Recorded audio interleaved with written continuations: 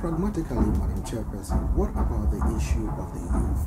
Africa is very young. A lot of them can't find jobs. You initially said some of them are unskilled. How do you pragmatically change this paradigm? Well, I think that's why we want it to be these skills. We are talking about skills revolution on the continent. Right. And that's why we want it to be incorporated into national plans, Right. so that countries know that skills are very important.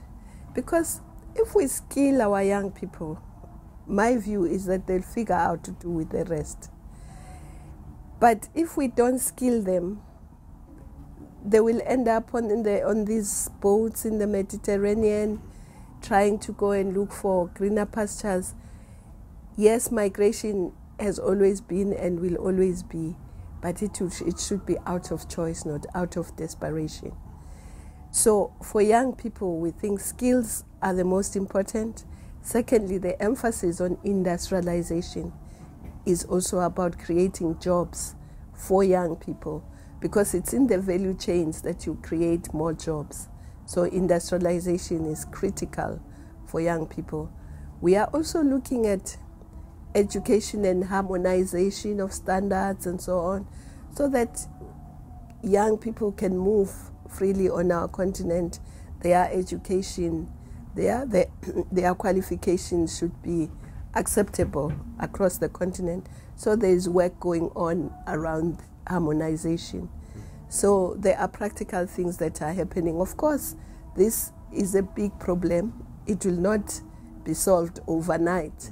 But the important thing is that we're taking the steps now. Wonderful. Madam Chairperson, talking about the migrant crisis, a lot of Africans are involved, and critics of the AU say the African Union hasn't moved quickly enough to help solve the root cause of the problems of political instability and the likes on the continent, which basically is a driving force to let these youth out of the continent to seek greener pastures.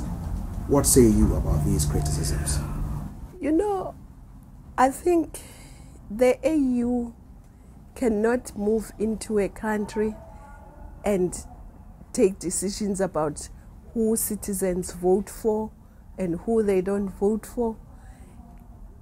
We can accompany, and we do that all the time, citizens in their quest for democracy, in their quest for good governance, in their quest for stability. So it's very important that we see peace and security as all our responsibility, not only the responsibility of the AU. Of course, we had, for instance, now we have a problem in Burkina, and there was a coup. The AU moved very swiftly to condemn the coup and to say if they remain in power, we will suspend them, they will not participate.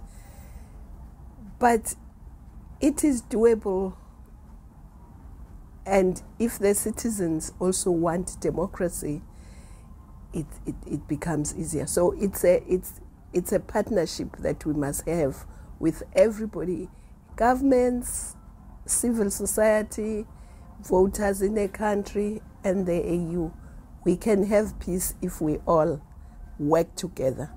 Because the leaders must know that if they do not promote democracy and peace, citizens will not support them. But if citizens support them, what will the AU do?